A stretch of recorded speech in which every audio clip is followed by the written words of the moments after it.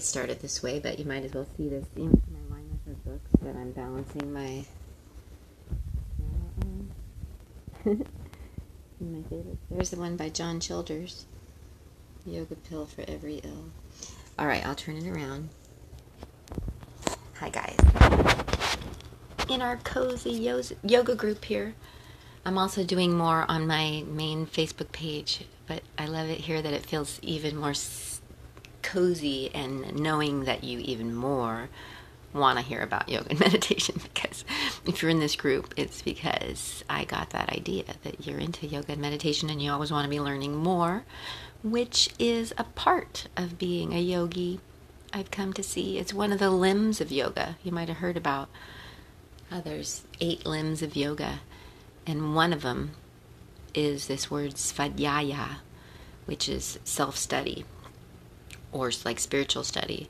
So when we're doing things like our reading, our learning with other teachers, our any ways that we're continuing to learn and grow turns out a yogi thing to do, part of the yogi, more connected approach with life. So yeah, I was thinking, I'm going to scooch up here.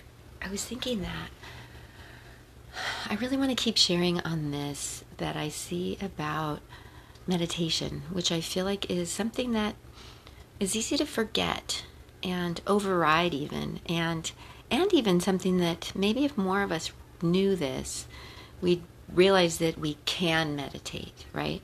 Because I really think there's this misconception that meditation's all about the quieting of the mind. And when we're doing that, we're meditating. And when we're not quiet, we're not meditating. And that it's all about just trying to do that for longer and longer periods of time. And I've really come to feel like that's not true about what the whole thing about meditation is. I feel like, yes, part of what we are doing with meditation is this quieting. I would agree. Maybe choosing to simplify our environment, simplify our moments so that we do quiet our attention and our awareness so that we can become more aware of our attention and awareness. And so part of what makes something meditation, in my opinion, is, yes, some of these shifts that we make, and it is something that's different than everyday mentality, right? But I don't think that it's about the only time we're meditating is when we're getting the mind quiet and keeping it quiet and forcing it quiet. And that's when we've really become a meditator, when we can like turn it off for long periods of time. Because I feel like years and years I was like going for that and thinking that's what it's supposed to be. And yeah, the more that I've taken a look at myself and worked with other people and read and learned, and yeah, that now I feel like, yes, we're playing with things that help us quiet that mind. Because yes, part of what we start to notice is that the busier that mind is, kind of maybe the worse we start to feel, right? And that also a lot of us are really in our heads so much these days, and that it turns out that to just be in our heads starts to not feel very good. And so, yeah, some of our practices with meditation of any sort are about slowing down that mind, right? Quieting it by focusing on some things, whether it's listening to music or breathing or a way we're sitting or our garden around us or all sorts of things we might do to help quiet it, right? Because that's part of the therapy. And then even if we do achieve some miraculous moments of actual, total, complete silence in the mind, that's sure, maybe that is possible. I think for a lot of us to just be able to accomplish that for like 2 to 5 seconds at a time is a freaking miracle and worth just making the initial aim. Or even maybe forever, that's all we're trying to do, is if I can even just, for a few seconds, windshield wipe it, clear it, quiet it, that's amazing and huge. And the more that maybe even we buy into that that's going to help clear it and quiet it and even redirect it, right, the momentum of the thoughts, and even change the nature of the thoughts, but also just that those few seconds of quiet might also be more relaxing for the body and other parts of us, right? And then also part of meditation of any sort is just bringing us back into the body, right? And so we might do that through time on the mat as well, or other things, but also any form of meditation, I would say, is also about coming into the body again as part of it. So not just being up in our heads, not just busy in the heads, but we're quieting that mind and we're coming back into the body. And that's where like mindfulness is so huge and why it's such big news these days, because it's like the opposite of what most of us are doing, right? We're totally in our heads and we're often not in the moment. So that's kind of the opposite of mindfulness. So that's why nowadays for a lot of us to just get back in our bodies and just get back in the moment in the simplest of ways is like almost like a psychedelic experience, right? Because it's like, oh my gosh, that's so different than what I have been doing, right? And this always comes from me looking at myself. So if you're anything like me, and other people I get to work with too, but me just as much, that's why I'm so dedicated to these practices, because if I don't do the things that keep me, getting back to a different kind of relationship with my mind at the very least, and more in my body and more in the moment, I'm not the same person. Right? Not the same person yet at all. So this comes from my needing this and learning this myself. So the quieting, sure, rad, cool, magical, awesome, part of what we're doing. But I've come to totally decide that just as beneficial, the other half of the therapy is also just this looking, watching, observing, listening thing that we do when we're calling it meditation. So that's where you could see like washing dishes. I'm always struck with how that's such a great form of meditation. It's like, especially if you're a busy person, which who isn't these days? Or maybe if you're a mom and you don't get much time to yourself or whatever, to be there at the sink, just doing that can actually be like this, like, very centering thing, right? And you have this thing to focus on that's bringing you into your body even, and these sensations maybe that are helping you come into the moment more. But then you can also choose to add some ways to make it more of a meditation, right? And it does seem like adding relaxing helps. So sure, to remind ourselves, oh yeah, can I relax more while I'm washing the dishes? And maybe even, sure, paying attention to our breath a little bit more is what we do in meditation. You could do that while you're washing the dishes. But then it's really this like just being there listening to yourself, which is half the freaking therapy. So maybe for the first time you're like starting to like see what's really on your mind and what you're thinking about and what you're worrying about and what you're remembering, or even just having a chance to realize things or to get the good ideas, right? So it's the listening that you get to do with yourself and the perspective that you can wind up getting with yourself and with your life, I would vote is half the therapy. And that's why when we're not doing anything to do that, we feel a lot less in touch and a lot more out of whack, because we're just like not even in tune with what's going on with us much. Are we changing it, right? We're just like knowing we feel crazy, but we have no idea why. So at least as we start meditating, we start to know why more, which doesn't mean that it's easy, right? I cry a lot during meditation, because often, what we're realizing and seeing, it's like, oh shit, then we are feeling the stuff too. But again, like, what if we weren't feeling it? And what if we weren't giving ourselves that chance to feel it and realize it? And that often the feeling it means learning this finally, the feeling it means maybe we're letting those feelings go, in ways that are probably healthy for us. Not that we're, doing that letting go and then not storing it as trauma and things like that we now know so much more about. So, just voting for us to remember that whatever form of meditation we like, that yes, it can be a lot about quieting, and that's awesome, and play with that and do that and use that, and let me know if you're someone who can go longer than 2 to 5 seconds. I want to meet the people who go like 20 minutes of quiet mind. Is there really someone on the planet like that? I don't know. But I think to just become more in the practice of finding ways to listen to yourself, and maybe it's gardening for you, maybe it's outdoors is a great shift for a lot of us. So anything outdoors can become that. But and then it's some of the intention, right? To decide to make it a time to listen to yourself. And then another tool that really helps is if we can get into the non-judgment, right? That may make it more meditation too.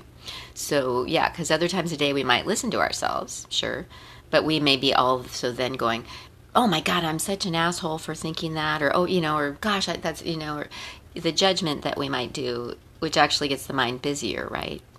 So that's a big piece I should mention, right? That helps us shift the perspective too, is if we could just play with like looking at it like a little bit less in the right and wrong, good and bad. And maybe you could even say looking at it more from like a place of self-love, or if you're like to be spiritual, like more how your sense of spirituality would see it, how, if whatever you call it, if you could see it as you're getting to shift your perspective in that way too, like reconnecting with seeing it all from your heart more, right? Or your soul, or your wiser self, or your older self, or yeah, if you like a specific entity, then how you think they would see it, So that's part of why we call it yoga too, because it's reconnecting you in various ways. But yeah, so I would vote that the listening, the noticing, the awareness that we build is half the therapy. And especially when we do it more and more and more with the non-judgment self-love, which I feel like I'm just starting to creep into a little bit.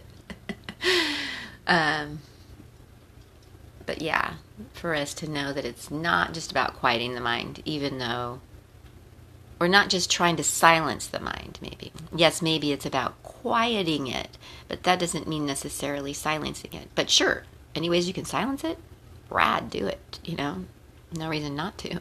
And that's where it's so cool when you realize things that just do that for you, that are so immersive that you didn't even try, and you're just like, oh my God, my mind is silent and I'm totally present.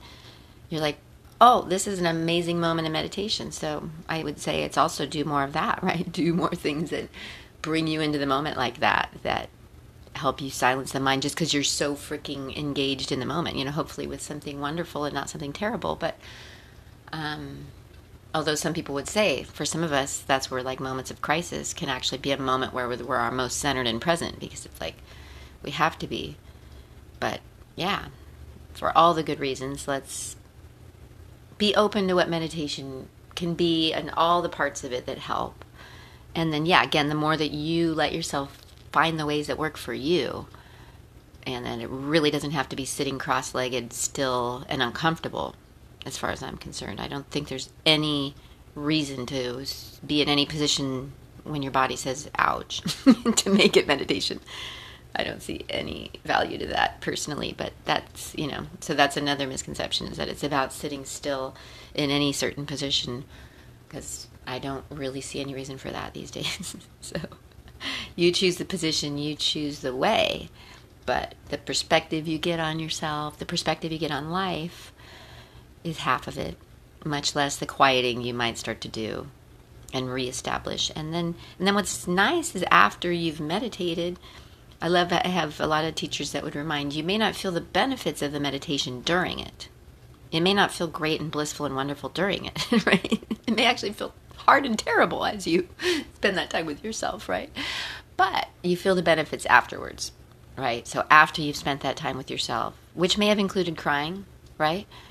And after you've done those things that might have quieted you and brought you back in your body and brought you back to non-judgment and brought you back to self-love, right? Or your spirituality, or whatever you call it, then the rest of the day you feel different and better, because you've like re-rooted yourself in that, right? And then the rest of the day you're just listening to yourself a little more, and you're doing it more from that place of non-judgment and self-love. So right, you've reconnected with that, with your perspective with yourself and your practice with yourself, and even with the things like being more relaxed and breathing. Yeah, and just being more in your body and more present in your moments, right? And more listening and feeling, which turns out just feels better, because we're supposed to use all those senses, right? So yeah, remembering that you may more feel the benefits of whatever you call your meditation. You may feel the benefits afterwards more. And then, I'll close it up with the yoga guilt trip. That the people you love will feel the difference, right? Which, I don't mean to make it the yoga guilt trip, but, for a lot of us, just to think that we're going to feel better is not the motivator, right? So if we can go, oh man, I'll be a better mom or friend or wife or person or writer or artist or teacher, right? That can be our motivation. If just for our own experience within ourself getting better isn't enough convincing factor. And then it just becomes a tool, right? That we now, and the more we do it, in a sense, the better we feel, but it's because we're getting that chance to listen to ourselves. And it does mean that it may influence the decisions we're making, right? The more that we're tuning into ourselves, we might be more aware of situations and like, oh shit, I have to do something about that, right? So it is going to affect our life, right? Better than not having known how much that was an issue and not having done something about it, right? So there is a practicality to it too, right? An efficiency. It's like you might as well be aware of what's going on inside you and find your ways of dealing with that sooner than later. And even what's going on in your life, right? Giving yourself ways to keep an eye on how life's going, right? And as much as you can, right? Of course, there's things we can't control at all. And then that too, that we're more ready to respond to the things we can't control, right? And the freaking scary, hard things that seem to happen too. And then we also have our practices to kind of get through that stuff. If we've already gotten a little more solid in our practices, it's maybe, I don't want to say easier to move through those things, but yeah, maybe somehow we're able to move through them a little bit smoother, right? Because we've got our practices and ways of dealing with ourselves and healing ourselves, if you like that word, right? And letting stuff go, and all of that. So anyways, thanks for listening, guys. And I enjoy sharing with you what I'm realizing. And, I think I'm seeing more and more. I'm excited to keep busting the myths about things like yoga and meditation and the pieces that are keeping people from it, that people have decided they think they know what it is. And they're like, it doesn't work for me, or I should be meditating. But the reason they're not is because they think it's supposed to be something that sounds too hard, right? So that's where I'm like, if this can invite you back into meditation in whatever ways you like, then, that's why I want to share it. Because if you, knowing that it doesn't have to just be about you wrestling your mind into silence, that feels too hard, there may be a reason. Because maybe it isn't the goal, maybe we got it wrong in our understanding of what we think it is. I really feel like that is not a true concept of what we're going for.